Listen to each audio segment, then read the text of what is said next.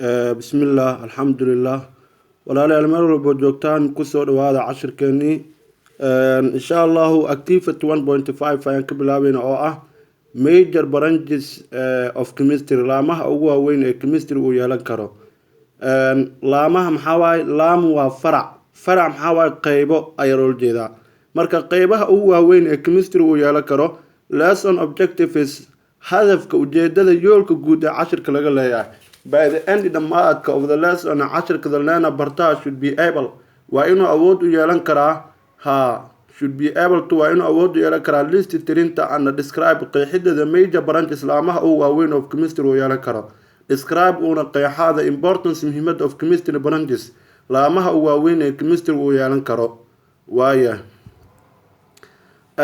activate 1.5 classify class the following materials سلحان صوصا into different groups كوحة into different groups إذا كوحة كلا دوان and justify قيل ويالي war classification كلا ساري دادا محاول حام material ولاحظ واكم اتصال white sugar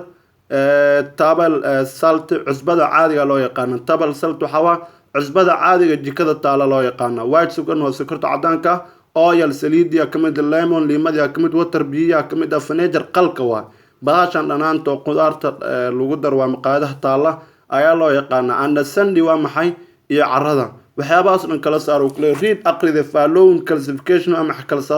kala saaridan soo socota aqri of the main areas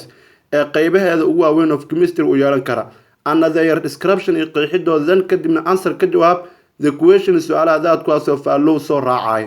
waayo chemistry uu leeyahay chemistry-ga is a broad subject waa maado weyn uu leeyahay which also can be categorized loo kala saari karo into 5 main areas shan waxyaabood waa weyn midda koowaad maxaa waa organic chemistry ka hadlaya noolaha loo yaqaan organic chemistry waxa leenahay waa chemistry ka hadla noolaha ayaa loo yaqaan haye in organic chemistry waa maxay chemistry ka hadla noolaha biochemistry waa maxay waa chemistry ka hadla falgalka noolaha ka dhacayo physical chemistry waa maxay chemistry ka hadla xiriirka dhexeeya physics iyo chemistry-ga waa haye soo kale analytical chemistry waa maxay waa chemistry ka hadlaya kala shaandhaynta iyo qorsheynta shayada ka hadlaya waaya kadibna qaybta xigtaan usoo gudbaynaa insha Allah isla way sii socotaa warkii oo isla qaybtaan noo sii wada buuga waaya haddii aan soo qaadano physical chemistry maxaa loo yaqaanaa physical chemistry waxaa loo yaqaanaa idi study waa in la bartaa idi study waa barashada of the idi study waa barashada of properties idi study of properties waa barashada astaamaha anna soo kale iyo soo kale changes isbedelada of matter uu yeelan karo waa in la barto waay haye another relation waa xiriirka to energy ee tamarta la yeelan karaan physical chemistry waxa physics muxuu ka hadlaa waa tan soo qaadanay what is difference between physics and chemistry waa tan soo qaadan marka bilowga 10kan soo qaadanay physics iyo chemistry waxay ku kala duwan yihiin labadoodu waxay ka hadlaan matter chemistry is the study of matter physics is the study of matter laakiin main difference labadoodu u dhaxay waa maxay physics iyo chemistry-ga farqiga labadoodu u dhaxay waxa waaye chemistry waxa waa the study of matter and change chemistry waxa physics waxa waa the study of matter and energy marka maanta waxa waa in la bartaa astaamaha iyo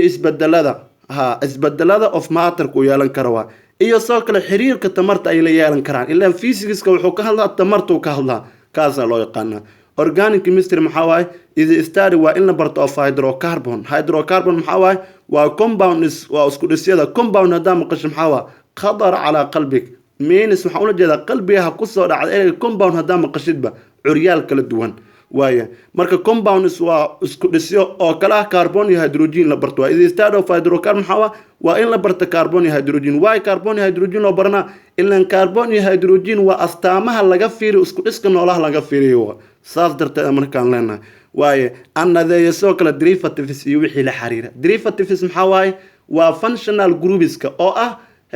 alcoholiska aldehydeska ketoneska waxaas oo dhan waxa loo yaqaanaa the derivatives marka lagu baranayo sida caadi loo baranayo hydrocarbon waxa loo yaqaanaa organic chemistry 1 iyo soo kale derivatives kan waxa loo yaqaanaa organic chemistry 2 ayaa loo yaqaan marka qofka takhasuska maadada uu ku takhasusayo waaye intaas kadib hadaan ugu soo gudubno in organic chemistry ka hadla ma noolaha inta waa nan waaye waa idin study waa in la barto of elements curyaasha in la barto waaye maxaa kale la baranayaa anadeeya soo kale anadeeya compound isku dhisyada in la barto excluding iyadoo laga saarayo laga reebayo excluding means accept iyadoo laga reebayo hydrocarbon anadeeya derivatives iyo wixii la xariir iyadoo laga reebayo kaasa loo yaqaan waaye marka aan ku celiyo in organic chemistry waa idin study waa in la barto of elements curyaasha in la barto iyo anadeeya soo kale maxaa kale baranaya anadeeya compound isku dhisyadooda excluding iyadoo laga reebayo hydrocarbons kan wixii la xiriir laga reebayo analytical chemistry waa chemistry ka hadla qorsheynta iyo shaandhaynta shayada qorsheynta shaandhayada maxaa marka waa kana waa idin study waa in la barto of qualitative quality tayada shayga what is made of this substance maxay shaygan uu ka samaysan yahay qualitative tayada shayga in la barto soo kale anaku qualitative identification cadaynta tayada shayga in la barto iyo quantitative iyo tiradiisa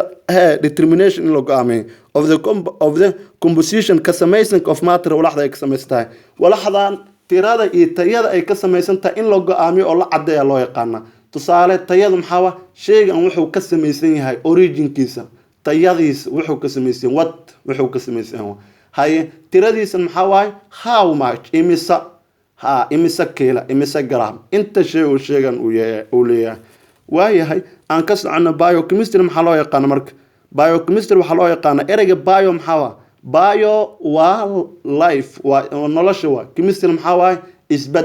isbedelka noolaha ka dhex jira loo yaqaan falgalka noolaha ka dhacayo biochemistry waxaa leenahay waa idin study waa in la barto of chemical process nidaamka kiimikeed of chemical process waa maxay nidaam kiimikeed daadkaasoo aka ka dhaca intuu ka dhaca in our living things waa maxay nolosheena caadiga ayuu ka dhaca leeyahay marka waa idin study waa in la barto of chemical process waa maxay nidaam kiimikeed erey kiimik maxaa waaye hadda ka horna waa sheegay kiimik waxaa loo yaqaanaa isbedel inuu noolaha ku dhaca isbedelkaasoo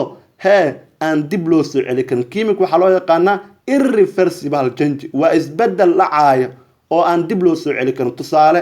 jirkaaga maalin walba waxaa ka dhaca isbedel ka dhaca tusaale cunadaas cuntay maxaa ka dhaca jirkaaga falgalkaas ka dhaca maxay isku bedelaysaa cunadaada qayb oo proteins oo jirkaada uu qaadanayo iyo qayb soo kale wasaq noqonayso qaybta wasaq noqonayso tusaale haddaan usoo qaadan ma saxarada laga soo celi karaa waa may lagama soo celi karo irreversible chemic maxaa isbedel aan dib loo soo celi karna ku dhacay saxaradaasi oo sababtoo cunadii asal ay ka imaato looma soo celi karo weeyaan the study waa marka the study waa in la barto of chemical process nidaamka kiimikeed daadkaasoo aka ka dhaca in living things nool ka dhaca waayo graafkan hal mar aan fiirina chemistry qaybihiis maxaa ka mid ah organic chemistry ka mid ah analytical chemistry biochemistry physical chemistry waxaan rajaynayaa in aad fahanteen qaybtaas aad wax badan ka fahanteen kadibna waxaan inooga xiga haddii ilaahay ku xiji doonaa wax badan insha Allah waan ka sheegi doonaa qaybta xigta muuqaalka insha Allah waan iska soo koobaynaa halkaas ay noo joogto billahi